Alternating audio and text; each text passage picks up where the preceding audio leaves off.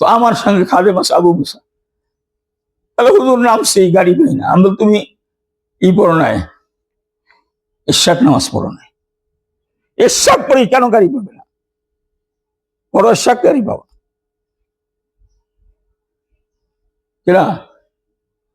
বলো নাম কি? না হিন্দু গেছে হুজুর গাড়ি নেই।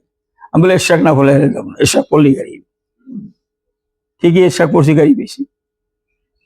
কি ভাই, পরশুদিন আমার এক মুআল্লিম বলছে, হুজুর ওই দিন অ্যাক্সিডেন্ট করলাম, রক্ত ঠিক আছে, ব্যান্ডেজ করছি, এরপর আবার অ্যাক্সিডেন্ট করিয়া পাও অনেক বাসায় আছি।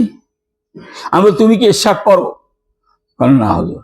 ইশাক না পড়ে তুমি নামুকা, ঘর থেকে ইশাক পড়ে বাহির হবা।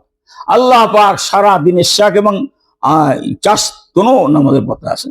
আল্লাহ পাক সারা দিনের জিম্মাদারি আল্লাহ পাক নিয়ে নেবে, সমস্ত কাজ আসান হয়ে যাবে।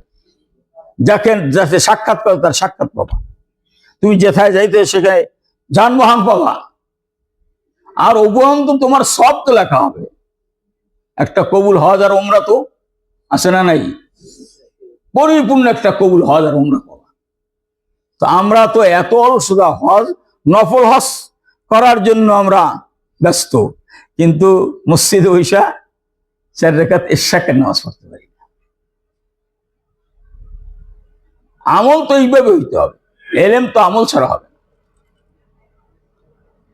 কি বলতেছিলাম, রসুলের না মাদ্রাসার কয় প্রকার? 2 প্রকার। একটা হলে কি,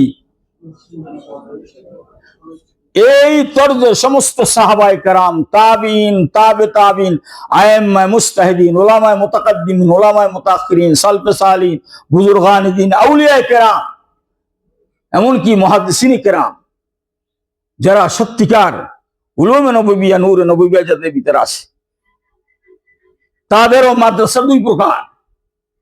একটা আনুষ্ঠানিক মাদ্রাসা, একটা কি গান অনানুষ্ঠানিক।